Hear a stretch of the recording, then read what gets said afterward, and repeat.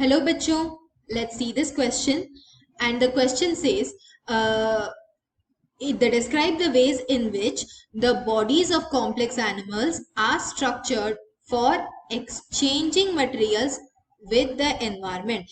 Do all animals share such features? और यहाँ पर हमें देखना है अपना की कॉन्सेप्ट। यहाँ पर की कॉन्सेप्ट क्या है?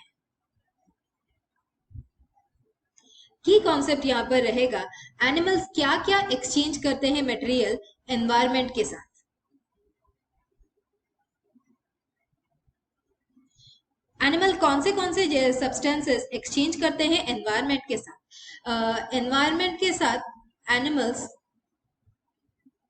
एक्सचेंज करते हैं जैसे कि न्यूट्रिएंट्स,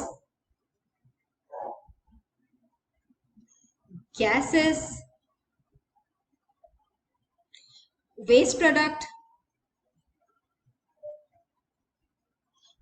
और कई सारे अदर बाय प्रोडक्ट्स भी एक्सचेंज करते हैं। तो यहाँ पे एनिमल्स जैसे कॉम्प्लेक्स होते जाते हैं, हमारे एनवायरमेंट्स भी कॉम्प्लेक्स होते जा रहे हैं। एनवायरमेंट्स दो तरह की होंगे, एक एक्सटर्नल एनवायरमेंट रहेगा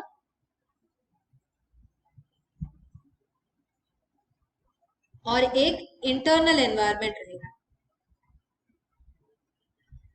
एक्सटर्नल एनवायरमेंट जैसे कि हमारा इमीडिएट सराउंडिंग,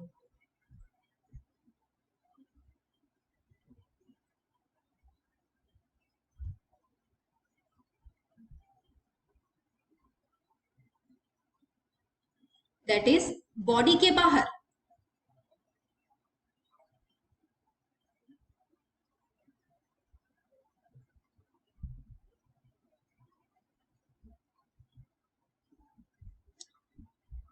और इंटरनल मतलब किसी भी ऑर्गन के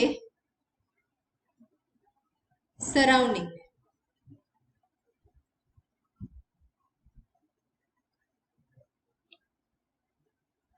जो कि बॉडी के इंटीरियर में रहेगा।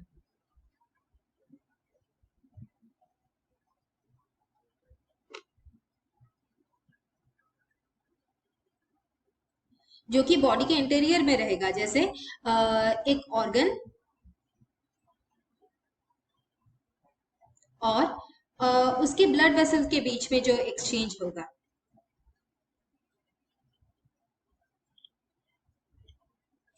और कई सारे ऐसे ऑर्गन्स रहते हैं जो कि इस एक्सचेंज में पार्टिसिपेट करते हैं, जैसे कि एक्सटर्नल एक्सचेंज के लिए ऑर्गन्स रहते हैं, जैसे कि माउथ माउथ हो या फिर नोज हो, एनस हो। और इंटरनल एक्सचेंज में हमारे ब्लड वेसल्स, हमारे इंटरनल ऑर्गन्स, यही सब रहेंगे। तो कैसे हमारा ये एक्सचेंज होता रहता है? अगर हम एक सिंपल डायग्राम ड्रॉ करें तो ये हमारा हार्ट, ये हमारा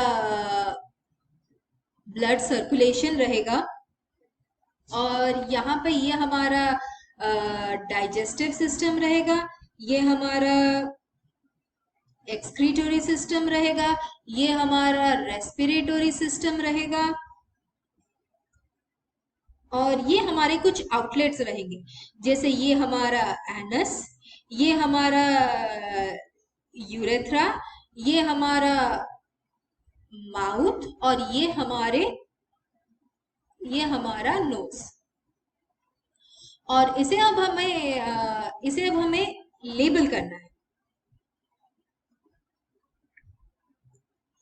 अगर हम इसे लेबल करें, ये हमारा हार्ट है और ये हमारा सर्कुलेटरी सिस्टम,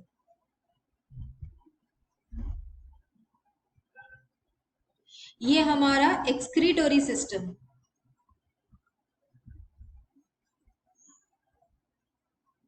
ये हमारा यूरेथ्रा, ये हमारा एनस, ये हमारा डाइजेस्टिव सिस्टम,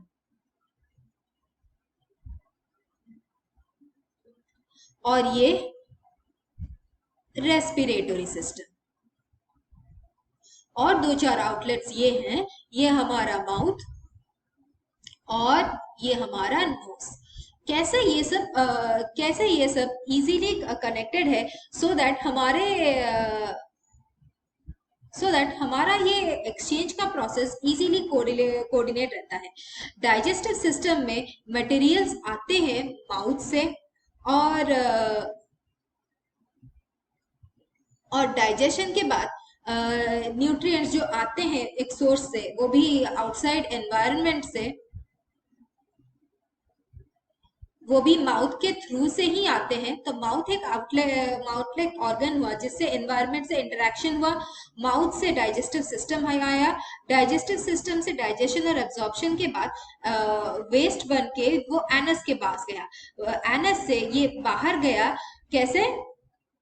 एनस से ये बाहर गया हमारा as a waste to the environment only.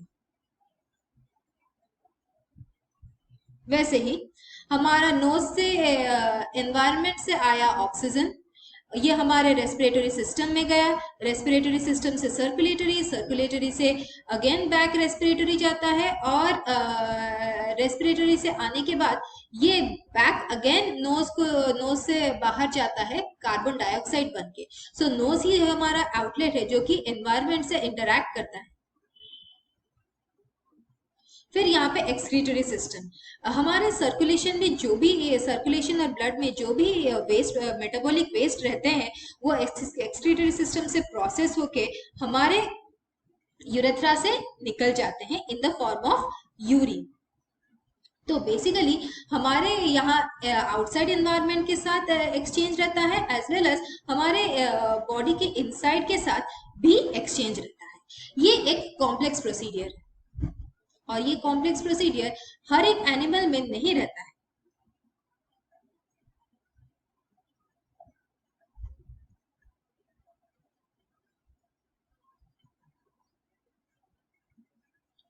I hope you understood this. I hope you understood, and thank you. Best of luck.